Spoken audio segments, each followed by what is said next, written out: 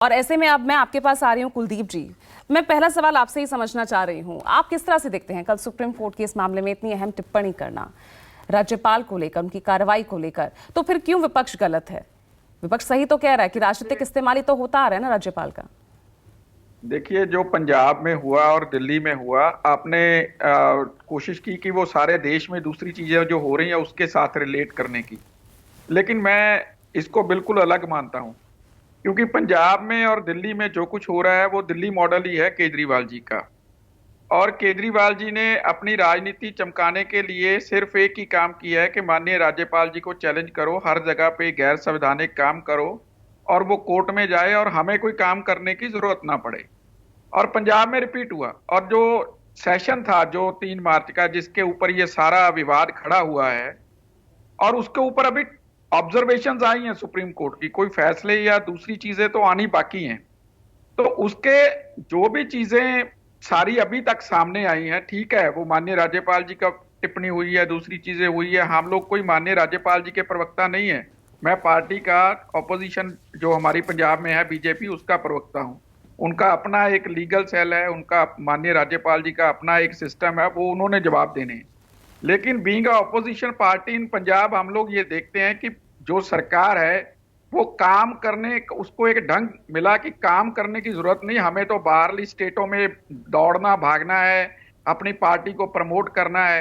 तो किस तरह से एक विवाद खड़ा करें कि जो भी पंजाब में हम नहीं कर पा रहे तो वो हम किसी तरीके से उसको टाल दें। तो उन्होंने इस सेशन को 6 महीने तक वो आगे बढ़ा सकते थे। मॉनसून सेशन ही नहीं लेकर के आए। तो जब मॉनसून सेशन था बीच में, तो अगर एक सेशन के ऊपर प्रॉब्लम थी तो ये मॉनसून सेशन दोबारा लेके आ सकते, लेकिन नहीं लेके आए।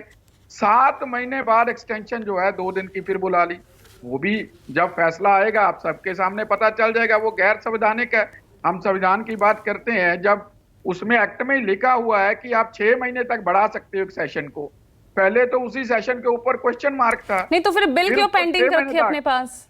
यही तो सुप्रीम कोर्ट ने भी कहा ना, कल यही कहा कि जो उनके सामने, ठीक है, राज्यपाल स्पीकर द्वारा बुलाए गए विधानसभा सत्र को अवैध करार दे सकते हैं, लेकिन बिल इतने लंबे समय तक अपने पास पेंडिंग कैसे रख सकते हैं? बिल जो है माननीय सुप्रीम कोर्ट में जाने से पहले माननीय राज्यपाल जी ने कुछ क्लियर कर दिए थे, कुछ के ऊपर वो लीगल राय जो है ले रहे हैं, यही उन्होंने पक्ष रखा है और यही हम सबको पता है। क्योंकि बाकी चीजों के जवाब तो माननीय राज्यपाल जी के प्रवक्ता दे सकते हैं। लेकिन जो पंजाब की हमारी आम आदमी पार्टी है, उसने जो उसमें क्या किया, देखिए, मैं उसका तो सारा चीज काम ही गैर संवैधानिक कर रही है।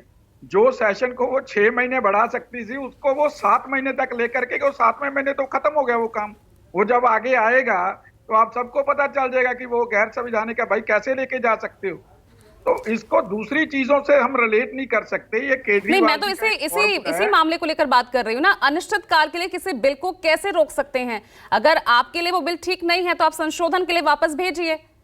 देखिए, जब सरकार मेरी राय मुताबिक और एक ऑपोजिशन पार्टी की राय मुताबिक, हमारी पंजाब भाजपा की राय के मुताबिक ये है कि अगर वो गैर संवैधानिक काम कर रहे हैं और दिख रहा है स्पष्ट रूप से, तो उन्होंने किया होगा माननीय राज्यपाल ने कि मैं ठीक है।